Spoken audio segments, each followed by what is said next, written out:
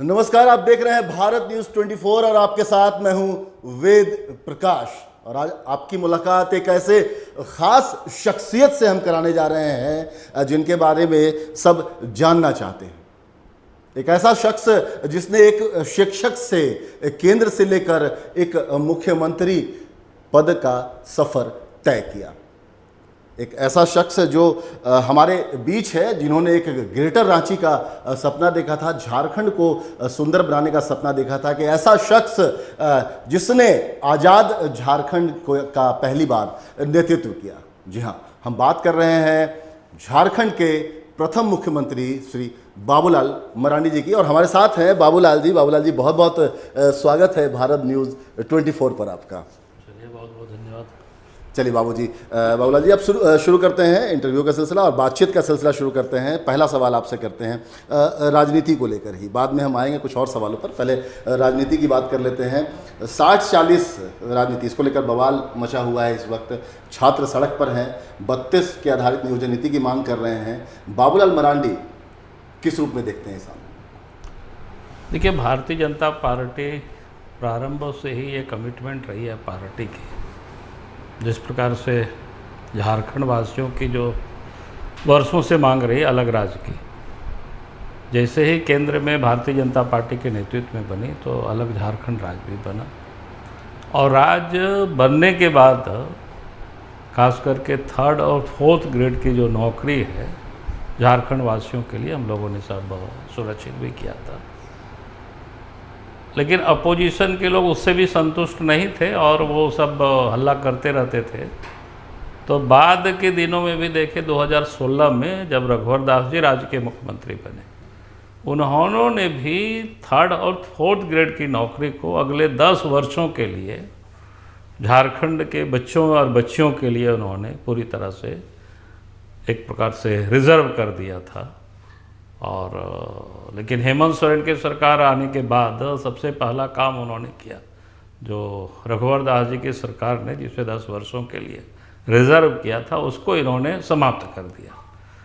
और उसके बाद से ही आंदोलन का ये जो सिलसिला शुरू हुआ। चूँकि आज राज्य में जो झारखंड में मुख्यमंत्री हेमंत सोरेन जी है, ये सिर्फ और सिर्फ झारखंड के बच्चों के साथ एक तो छल कर रहे हैं और राजनीति कर रहे हैं, और उससे अधिक कुछ भी नहीं है। हम लोगों ने बार बार कहा कि सदन में भी उन्होंने कई बार जो प्रस्ताव लेकर के आए, खास करके 1932 को लेकर के, तो हम लोगों ने कहा कि भाई हम लोगों का भी जो अनुभव है हम लोग सुझाव दे सकते हैं, लेकिन चर्चा तक करने को तैयार नहीं थे। तो फिर हम लोग चुपचाप रहे कि भाई चलो आप जो करना है करो, सरकार आपकी है, आपको चलाना है, और आज लोगों के सामने है। तो मैं ये कहूँगा कि भाई झारखंड के जो मुख्यमंत्री है वो जानबूझ करके राज्य में ये सिर्फ राज्य में वो राजनीति कर रहे हैं। और इसलिए वो राजनीति कर रहे थे या अभी भी वो कर रहे हैं क्योंकि उनकी कुर्सी जाते हुए दिख रही है। किसी भी दिन वो जेल चला जाए तो कोई आश्चर्य नहीं है, इतने ही घोटालों में फंसी हुई है सरकार। जी बाबूलाल जी, एक सवाल। राज्य समन्वय समिति की बैठक हुई पिछले दिनों। सरना धर्म कोड को लागू करने को लेकर बात उठ रही है, उस बैठक में भी उठी है, और बार बार कहा जा रहा है कि अब केंद्र से मांग करेंगे, विधानसभा से पारित कराएंगे, फिर केंद्र से मांग करेंगे, ये सारी चीज़ें। केंद्र में बीजेपी की सरकार है। हेमंत सोरेन खुले मन से कहते हैं कि बीजेपी की सरकार जो है वो सरना धर्म कोड लागू नहीं करना चाहती है।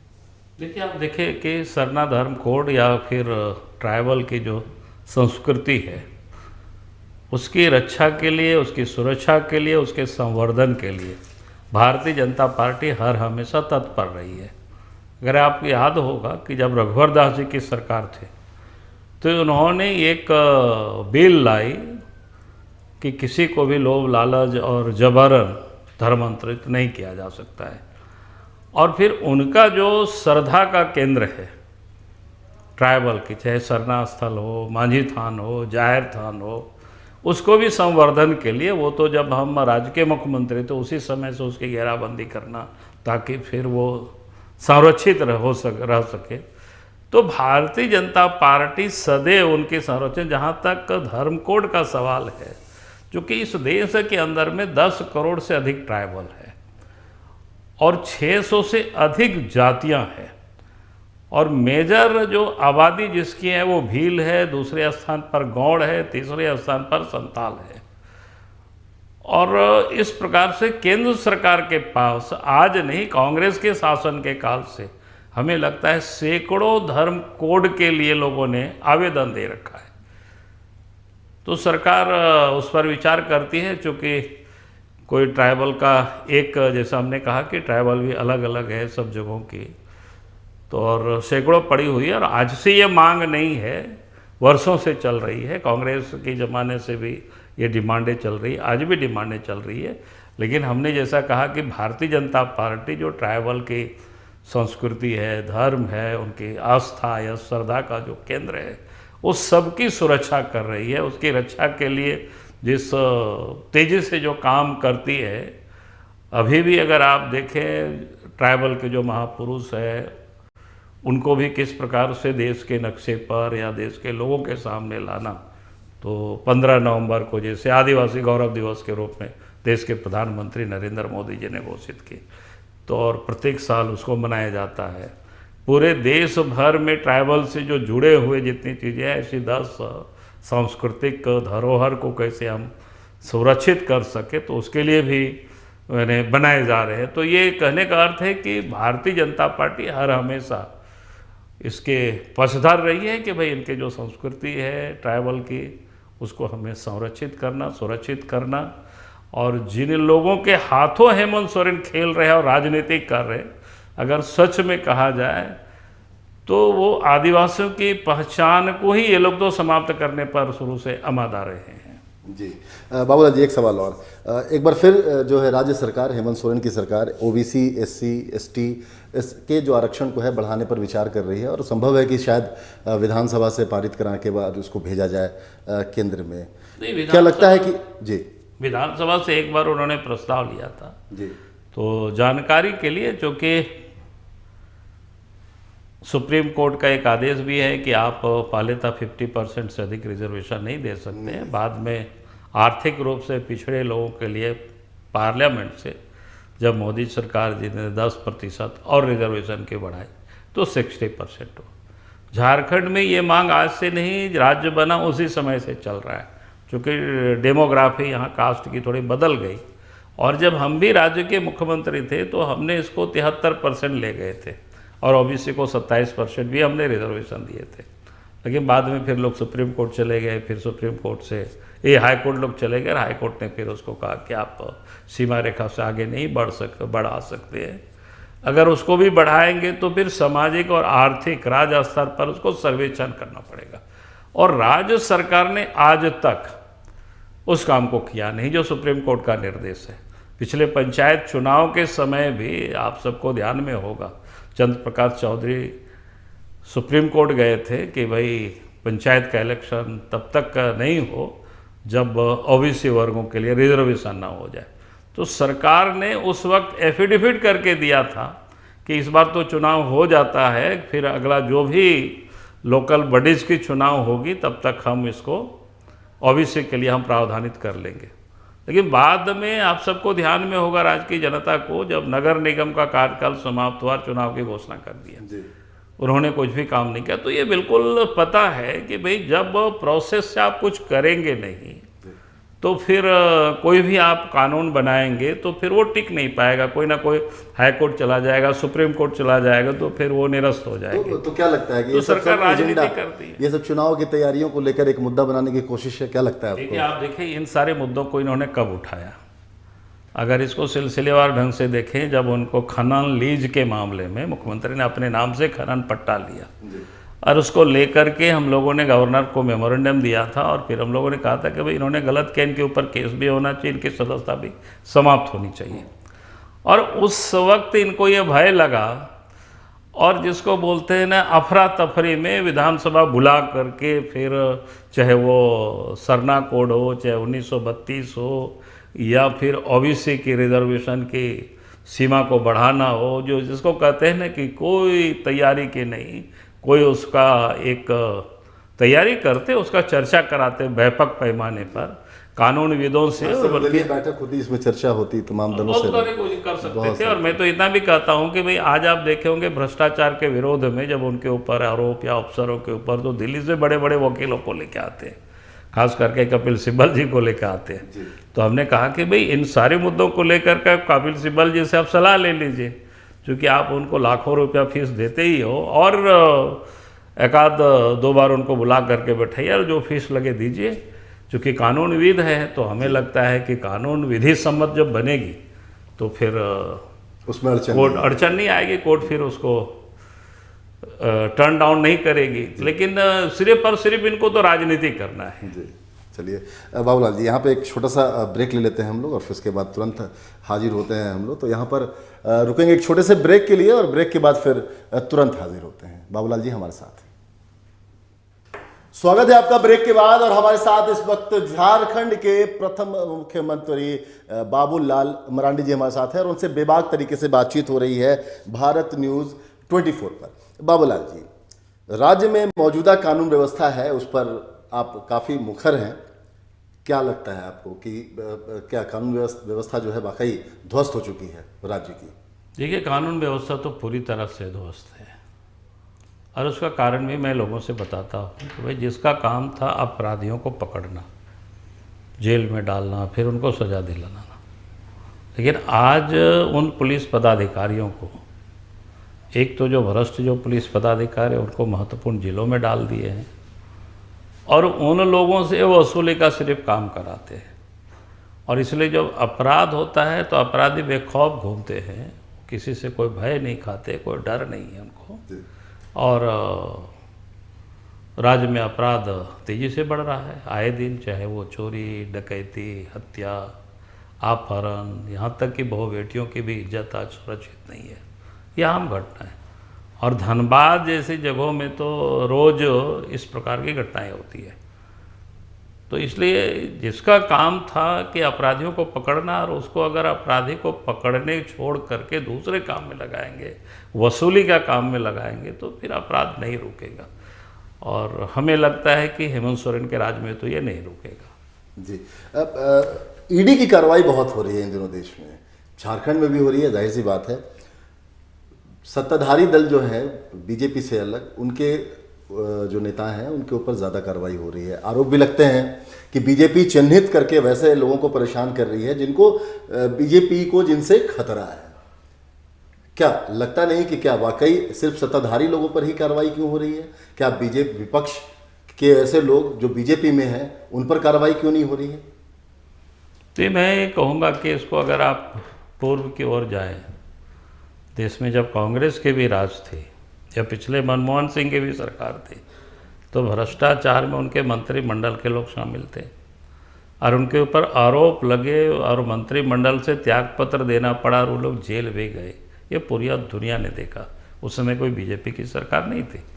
अगर हम बिहार को ही हम लें, बिहार में जब लालू जी मुख्यमंत्री थे, केंद्र में देवेगौड़ा जी देश के प्रधानमंत्री, तो उन्होंने ही बनाए थे प्रधानमंत्री। और वो चारा घोटाले में जब फंसे और कोर्ट ने सीबीआई जांच के आदेश देश के बाद मुख्यमंत्री पद से त्यागपत्र देना पड़ा, ब्योर जेल गए, पूरी दुनिया ने देखा है। तो ये जो कहना, यहाँ भी झारखंड में शिबू सोरेन की घटना आप सबको याद है जी। और फिर से स्मरण दिला देते हैं। जिस वक्त एक बार तो रिश्वत कांड में शिबू सोरेन गए, और एक बार उनके पीए की हत्याकांड में जेल गए। उस समय कहीं कोई बीजेपी का नामो निशान नहीं था, ना केंद्र में ना प्रदेश में। तो आज अगर जो लोग गड़बड़ कर रहे हैं तो ईडी तो उनके घर में छापा मारेंगे ना। अब बाबूलाल मरांडी के घर में ईडी और सीबीआई आए तो क्या मिलेगा उनको? तो क्या लोगों को डर क्या है भाई? हम तो कहते हैं कि हम भी तो राज्य में मुख्यमंत्री रहे हैं, भारत सरकार में मंत्री रहे, एमपी भी रहे हैं, तो हमारे घर ईडी आवे, सीबीआई है, हम कहाँ चिंता करते हैं भाई? तो जिन लोगों ने काली कमाई की है उनको चिंता, उनको डर लग रही है, और इसी कारण से वो लोग इस बात को बार बार बोलते हैं। इसलिए मैं तो उन लोगों का स्मरण कराता हूँ कि भाई आप याद करो, जो गड़बड़ करेगा उन्हीं के घर में पुलिस जाएगी, और जो गड़बड़ नहीं करता उसके काहे को आएगी। तो क्या मान लिया जाए बाबूलाल जी की बीजेपी वो पवित्र गंगा है जिसमें सभी नेता दूध के धुले हैं, उन पर कोई कार्रवाई नहीं होनी चाहिए? नहीं, मैंने कार्रवाई की, हमने कहा कि अगर गड़बड़ करेगा तो उनके ऊपर भी कार्रवाई होगी। लेकिन ये तो आरोप लगते रहे विपक्ष की, भाई बीजेपी के किसी नेताओं पे मैंने तो कार्रवाई इसीलिए तो मैंने उदाहरण आपको बताया ना कि भाई आज ने बीजेपी की सरकार केंद्र में 9 साल से मोदी जी की सरकार है। उससे पहले तो देश में लंबे समय तक कांग्रेस की ही सरकार रही, प्रदेशों में भी अधिकांश उन्हीं की सरकारें रही, लेकिन तब भी किनके ऊपर कार्रवाई हुई? बीजेपी के ऊपर तो कार्रवाई नहीं, बीजेपी के नेताओं के ऊपर तो, क्योंकि बीजेपी हर हमेशा राजनीति को यानी सुख का साधन नहीं मानती है, राजनीति को सेवा का एक माध्यम मानती है। जी। और इसलिए भारतीय जनता पार्टी का हर हमेशा प्रयास रहता है कि भाई हमें सत्ता इसलिए चाहिए और इसलिए हम राजनीति करते हैं कि हम अधिक से अधिक जनता का सेवा कर सकें। और ये लोग तो फिर लूटने के लिए सत्ता में लोग आए हैं, यहाँ आसपास है, उसका एक उदाहरण है। इसलिए आप देखते होंगे वो सारे जो पॉलिटिकल पार्टी के लीडर परिवार के लिए राजनीति करते हैं, लोग पैसे के लिए राजनीति करते हैं, तो फिर कभी ना कभी ईडी भी पहुंचेगा, सीबीआई भी पहुंचेंगे और फिर इनकम टैक्स वाले भी पहुंचेंगे। जी, चलिए अब बात करते हैं जमीन घोटाले की। चर्चा बहुत है झारखंड में, जल जंगल जमीन किसी से मतलब कुछ भी नहीं बचा है। सेना की जमीन भी अब तो गायब हो जा रही है, कहाँ जा रहे हैं ये? देखिए, सेना की ज़मीन को लेकर के तो आपने देखा ही, अभी क्या कहते हैं, अमित अग्रवाल जेल गए, जो मुख्यमंत्री के खासम खास रहे हैं, और उनके साथ जो लोग थे वो लोग भी जेल गए हैं। और जानकारी हमें देवघर की भी मिला है, जहाँ देवभूमि था, देवभूमि यानी भगवान के नाम से कोई लोग डोनेट कर देते हैं, और पदाधिकारी और ज़मीन के कुछ दलालों ने मिल करके उस ज़मीन को भी बेच दिया। अब एक ना एक दिन तो उसकी जांच होगी, जांच होगी तो जो भी उसमें सम्मिलित होंगे, अफसर हो चाहे दलाल हो ज़मीन के, वो तो पकड़े जाएंगे, वो जेल जाएंगे। और उसी प्रकार से धनबाद के इलाकों में भी मेरे पास तो कई एक जानकारी है, मैं दस्तावेज के साथ कभी होगा तो मैं बोल सकता हूँ, गवर्नमेंट की ज़मीन थी और उसको किसी न किसी नाम से बंदोबस्त करके फिर उस ज़मीन को बेचना, ये तो एकदम बिल्कुल क्राइम है। अब यहाँ खुलेआम धनबाद इलाका में हुआ है, मेरे पास ढेर सारे लोगों ने दस्तावेज ला करके रखा हुआ है। जिस दिन ज़रूरत पड़ेगी तो मैं उन सारे दस्तावेज को भी लोगों के सामने हम निकाल देंगे। तो जब लोग इस प्रकार से लूटेंगे, ये सभी शहरों के, जो कि मैंने धनबाद में बैठा हुआ तो इसलिए मैंने धनबाद की थोड़ी सी चर्चा कर दी, और नहीं तो सब शहरों में देखेंगे। और सत्ता से जुड़े हुए लोग और जो लोग नहीं भी जुड़े थे वो लोग जुड़ गए हैं हम लोगों के साथ, और मिलजुल करके ज़मीन को लूटना। बल्कि यहाँ तक कि गरीबों की भी जो ज़मीन है उससे भी गरीबों को लोग बेदखल करते, उसका भी लोग फर्जी कागज़ बना करके अफसर और बाकी सब मिल करके लोग बेच दे रहे हैं। तो एक झारखंड की राजनीति से जुड़ा हुआ एक छोटा सा सवाल, और आजसू का कद पिछले दिनों काफ़ी बढ़ा है, अभी फिर चुनाव, कुछ ही दिनों में अब चुनाव होने वाले हैं, क्या लगता है सीट बंटवारे पर फिर टसल जो होती है हमेशा, वो होने की संभावना? नहीं, हमें नहीं लगता है कोई टसल होगी, मिल बैठ करके हम लोग तय कर लेंगे, क्योंकि पूर्व से भी थोड़ा तो सब लोग शिक्षा लेते हैं। चलिए एक छोटा सा ब्रेक बाबूलाल जी, यहाँ पे एक और लेते हैं, एक छोटा सा ब्रेक, और ब्रेक के बाद वापस आएंगे तो अपने अगले सेगमेंट में कुछ और बातचीत करेंगे। एक रुकते हैं एक छोटे से ब्रेक के लिए, बाबूलाल जी हमारे साथ हैं, जल्द हाजिर होते हैं। स्वागत है आपका ब्रेक के बाद। आप खास बातचीत देख रहे हैं और इस बातचीत में हमारे साथ हैं झारखंड के प्रथम मुख्यमंत्री बाबूलाल मरांडी जी। झारखंड की राजनीति में बीजेपी के चेहरे को लेकर एक बड़ी चर्चा है इस बार, चूँकि चुनाव अब महज कुछ ही दिनों में है और तैयारी में लगभग सभी दल लग गए हैं। बीजेपी के तमाम नेता इन दिनों लगातार गोष्ठियां और संगठन और कार्यकर्ताओं से मिल रहे हैं, बहुत सारे कार्यक्रम दिए जा रहे हैं पार्टी की तरफ से भी।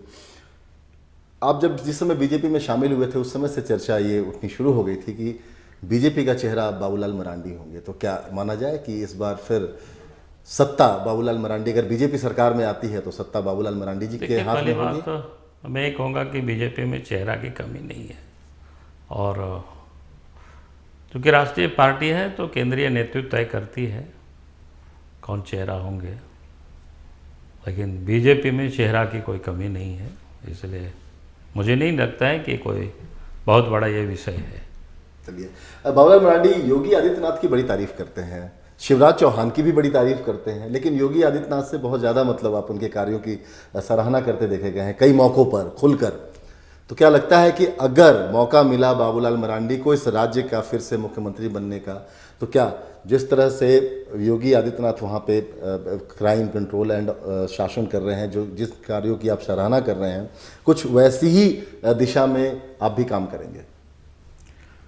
देखिए, मैं प्रारंभ से ही इस बात को मानता हूँ, और चूँकि किसी और का तो कॉपी में नहीं बन सकता हूँ, चूँकि जोगी जोगी है, आदित्यनाथ जी है, और उनकी लोकप्रियता पूरा देश में है। जी जहाँ कहीं भी वो जाते हैं तो उनको देखने के लिए, सुनने के लिए जी लाखों लोग इकट्ठे होते हैं, हज़ारों लोग इकट्ठे होते हैं। तो इसलिए हम तो योगी आदित्यनाथ हम नहीं बन सकते हैं। शिवराज सिंह भी बहुत बड़ा स्टेट के वो मालिक है, मध्य प्रदेश में काफ़ी लंबा समय से वो भी वहाँ राज कर रहे हैं, सीएम है, और काफ़ी कुछ उन्होंने भी काम किया, जैसे आपने कहा कि वहाँ भी। और मैं ये कहूँगा कि झारखंड की जो बुनियादी जो चीज़ें हैं, और हमने भी जो 2.5 वर्ष लगभग यानी 28 महीना हमको मिला था सेवा करने का अवसर, तो उस समय जिस रूप में झारखंड हमें मिला था, तो खास करके क्राइम भी झारखंड में था, क्योंकि बिहार से हम अलग हुए थे उस वक्त, और दूसरा माओविस्ट उग्रवादी भी थे झारखंड के अंदर में। तो पहला तो हमें उसी से पढ़ना पड़ा था, और पूरे राज्य और पूरे देश को इस बात की पता है कि उस समय हमने काफ़ी कुछ कंट्रोल किया था, और एक प्रकार से सुकून आया था राज्य के अंदर में। जो किसान गांव घर से खेत खलियान छोड़ करके बाहर निकले थे, खेत को यूँ ही छोड़ दिया था और वापस आए थे। विकास के कामों में भी लोगों को पता है कि रूरल कनेक्टिविटी में जैसे सड़कें है, पुल है, एजुकेशन के क्षेत्र में, यानी जितने भी जो हो सकता है। और आज भी मैं मानता हूँ कि भाई झारखंड के यहाँ की जो हर राज्यों की अपनी अपनी आवश्यकताएं होती है, और अपराध पर काबू पाना तो सरकार की पहली ड्यूटी है, मेरा ये मानना है। सुरक्षा की तो पहली ड्यूटी है। जैसे केंद्र सरकार की पहले ड्यूटी क्या है कि भाई सरहद को हमें सुरक्षित करना, फिर देश को विकास के रास्ते पर आगे ले बढ़ना। तो राज्य सरकार के भी वही है कि राज्य के अंदर में कानून के शासन स्थापित हो, चाहे अपराधी कितना भी बड़ा क्यों ना हो, उनको शासन की उनको भय होना चाहिए, और तभी राज्य में अमन चैन हो सकता है। तो ये बिल्कुल प्राइमरी ड्यूटी है। और जब भी बीजेपी की सरकार आने वाला समय बनेगी, तो अभी आपने कुछ देर पहले जो अपराध के बारे में चर्चा कर रहा था, तो मैं विश्वास के साथ कह सकता हूँ, क्योंकि झारखंड इतनी छोटी राज्य है यहाँ से वहाँ, और हम लोग सब जानते हैं, अपराधी को भी जानते हैं कितनी बड़ी संख्या है। तो मुझे नहीं लगता है कोई 1 सप्ताह 2 सप्ताह से कोई अधिक लगेगा इन अपराधियों को काबू करने में। तो ये बहुत कठिन मुझे नहीं लगता है। जी बाबूलाल जी, एक सवाल झारखंड से ही जुड़ा हुआ, और झारखंड जिस लिए बना, आदिवासियों के नाम पे इस राज्य का गठन किया गया। 23 साल होने वाले हैं, 22 साल गुजर चुके हैं, 23वां साल चल रहा है, 23 साल हो जाएंगे। 15 नवंबर 2000 को अलग हुआ था।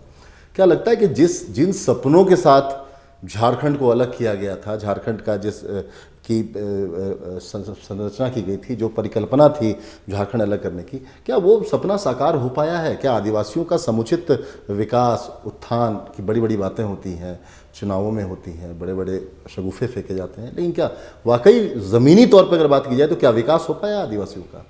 नहीं, बहुत कुछ हुआ है, लेकिन बहुत कुछ करना बाकी है अभी। जैसे आपने कहा कि ट्राइबल के खास करके, चूँकि उनके बारे में विशेष फोकस करके जो काम होना चाहिए था, मुझे लगता है कि अभी उसमें से थोड़ी सी कमी है, और आने वाला समय हम लोग निश्चित रूप से उसको पूरा करेंगे। चुनाव का जब परिणाम आया था, उसके बाद क्या लगा कि राजनीति पर आप इस मुकाम तक पहुंचेंगे, केंद्र में भी मंत्री बनेंगे, सांसद भी बनेंगे, विधायक भी बनेंगे, और मुख्यमंत्री भी बनेंगे? क्या कभी सोचा था आपने? देखिए, पहली बात तो मैं ये कहूँगा कि मैंने कभी, जब प्रारंभिक दिनों में हम जब स्कूल में पढ़ते थे जी, तो राष्ट्रीय स्वयंसेवक संघ से हम जी जुड़े, संघ से जुड़े थे आप? जी, संघ से जुड़े। उसके बाद फिर विश्व हिंदू परिषद के काम में जब सचिव रहे। ग्रेजुएशन करने के बाद हम निकले हॉल टाइमर पूर्णकालिक के रूप में, जी, और संथाल परगने में हम काम कर रहे थे।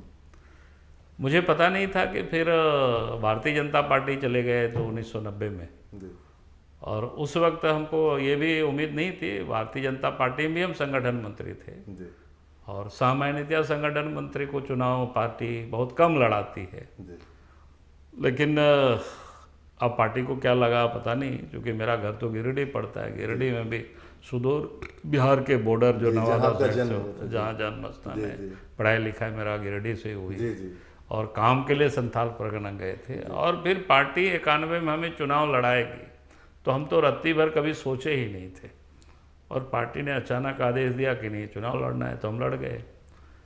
अब पार्टी ने फिर कभी हमने टिकट भी नहीं मांगा, फिर हारे भी और इसके बाद फिर उसी क्षेत्र में और फिर झारखंड में भिन्न भिन्न दायित्वों का निर्वाह करते रहे। फिर 1996 आया तो फिर दूसरा बार पार्टी ने चुनाव लड़ाई जी और उस समय भी हार गए कुछ वोटों से, 5400 ऐसी कुछ वोटों से। और फिर 98 में चुनाव जीते और चुनाव जीतने के बाद में तो बिल्कुल नए आदमी थे, नए लड़के थे उस समय। तो हमें याद है ऋषिकेश में कुछ मित्रों के साथ जा कर के हम लोग नहा रहे थे, घूम रहे थे, टहल रहे थे और दूसरे दिन मंत्रिमंडल बनने वाला था, तो रात में हम वापस चले आए ऋषिकेश से जी जी और आने के बाद फिर अटल जी के यहाँ से टेलीफोन आया कि कल आपको शपथ लेना है। तो हमने तो कभी सोचा भी नहीं था, कोई कल्पना भी हमको नहीं थी। और उसके बाद फिर 99 में जीते, फिर 99 में भी मंत्रिमंडल में शामिल किया और झारखंड राज्य जब बना उसके बाद अटल जी और अडवाणी जी ने हमसे पूछा कि भाई वहाँ किनको मुख्यमंत्री बनाना है। तो मैंने साफ साफ कहा कि आप विधायकों को बुला लीजिए जो झारखंड क्षेत्र से आते हैं और फिर आप उन लोगों से पूछ लीजिए, जिनको चाहे हम लोग उनको बना देंगे। फिर अडवाणी उस समय बंगारू लक्ष्मण हुआ करते थे राष्ट्रीय अध्यक्ष और उसके बाद सभी विधायकों को बुलाया गया, नेताओं को दिल्ली बुलाया गया और दिल्ली में एक एक विधायकों से नेताओं ने बैठ करके लोगों से जानकारी ली, क्या बताया वो हमें कुछ भी नहीं पता। और उसके बाद फिर अटल जी के यहाँ से ब्रजेश मिश्रा थे उनके सलाहकार, तो फिर उन्होंने हमको टेलीफोन किया कि अटल जी बोले हैं कि त्यागपत्र ले करके आप मिल लीजिएगा।